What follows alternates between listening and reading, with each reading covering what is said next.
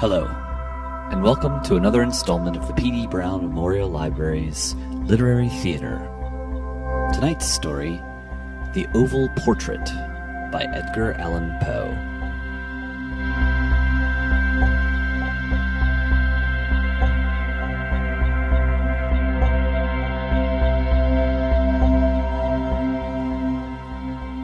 Originally published in 1842, The Oval Portrait is one of Poe's classic short stories of mystery and terror.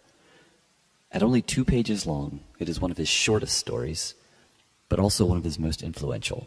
The story inspired elements in the 1891 novel The Picture of Dorian Gray by Oscar Wilde. We hope you enjoy. The chateau into which my valet had ventured to make forcible entrance, rather than permit me in my desperately wounded condition to pass a night in the open air, was one of those piles of commingled gloom and grandeur which have so long frowned among the Apennines, not less in fact than in the fancy of Mrs. Radcliffe. To all appearance it had been temporarily and very lately abandoned. We established ourselves in one of the smallest and least sumptuously furnished apartments. It lay in a remote turret of the building. Its decorations were rich, yet tattered and antique. Its walls were hung with tapestry and bedecked with manifold and multiform armorial trophies, together with an unusually great number of very spirited modern paintings in frames of rich golden arabesque.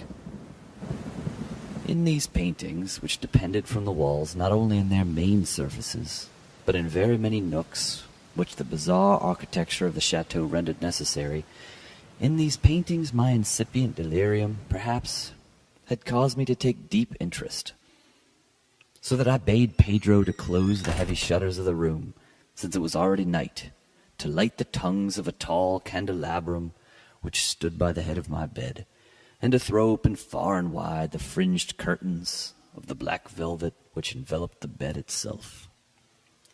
I wished all this done that I might resign myself, if not to sleep, at least alternately to the contemplation of these pictures, and the perusal of a small volume which had been found upon the pillow, and which purported to criticize and describe them.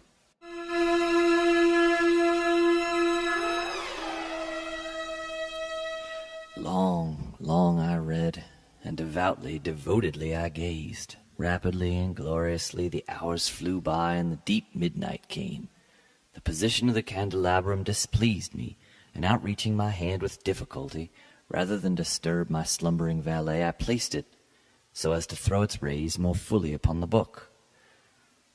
But the action produced an effect altogether unanticipated. The rays of the numerous candles, for there were many, now fell within a niche of the room, which had hitherto been thrown into deep shade by one of the bedposts. I thus saw in vivid light a picture all unnoticed before. It was the portrait of a young girl just ripening into womanhood. I glanced at the painting hurriedly, and then closed my eyes. Why I did this was not at first apparent even to my own perception.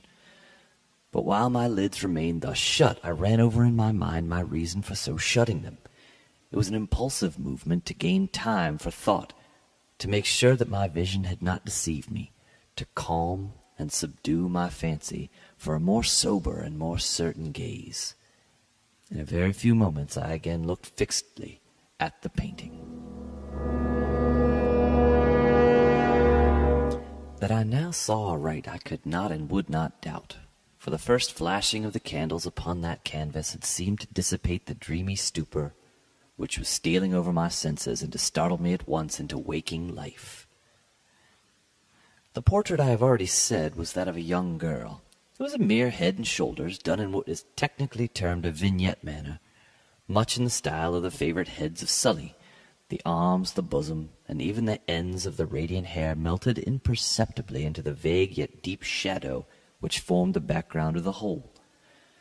The frame was oval, richly gilded and filigreed in Moresque. As a thing of art, nothing could be more admirable than the painting itself. But it could have been neither the execution of the work, nor the immortal beauty of the countenance which had so suddenly and so vehemently moved me. Least of all could it have been that my fancy, shaken from its half-slumber, had mistaken the head for that of a living person. I I saw at once that the peculiarities of the design, of the vignetting, and of the frame must have instantly dispelled such idea, must have prevented even its momentary entertainment. Thinking earnestly upon these points, I remained, for an hour perhaps, half sitting, half reclining, with my vision riveted upon the portrait.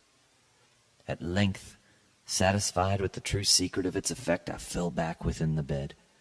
I had found the spell of the picture in an absolute lifelessness of expression, which at first startling, finally confounded, subdued, and appalled me.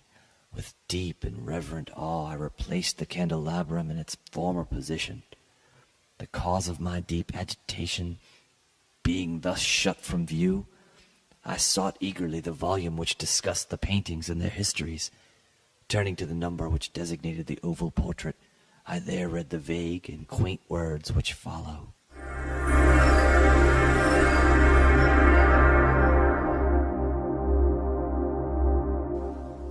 She was a maiden of rarest beauty, and not more lovely than full of glee. And evil was the hour when she saw and loved and wedded the painter.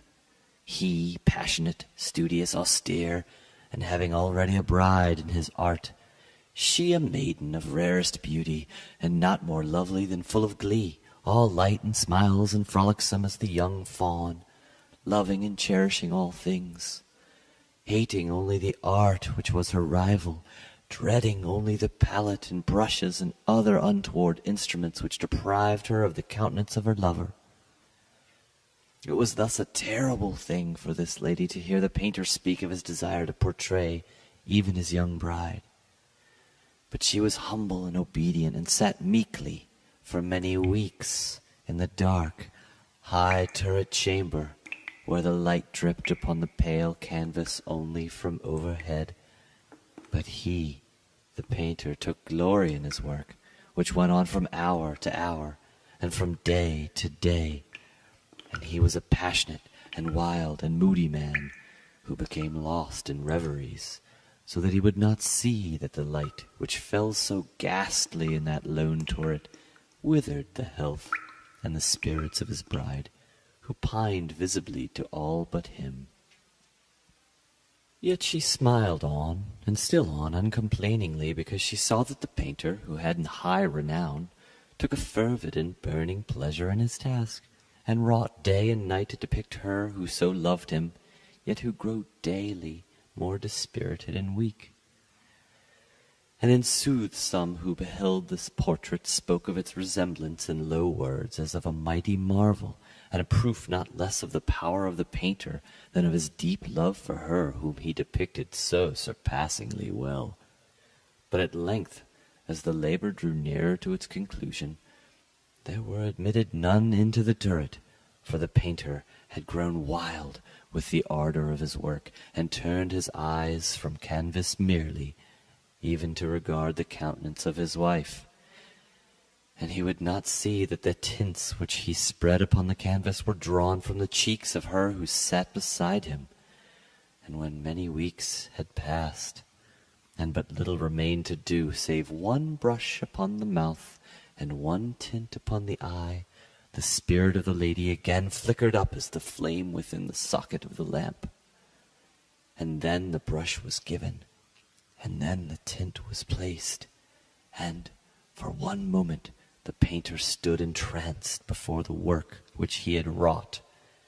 But in the next, while he yet gazed, he grew tremulous and very pallid, and aghast, and crying with a loud voice, "This is indeed life itself!"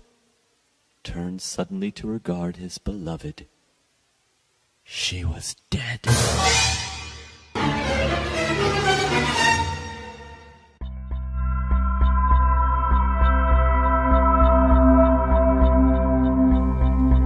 We hope you've enjoyed this production of Edgar Allan Poe's The Oval Portrait. Stay tuned for more literary theater from the P.D. Brown Memorial Library. Thank you.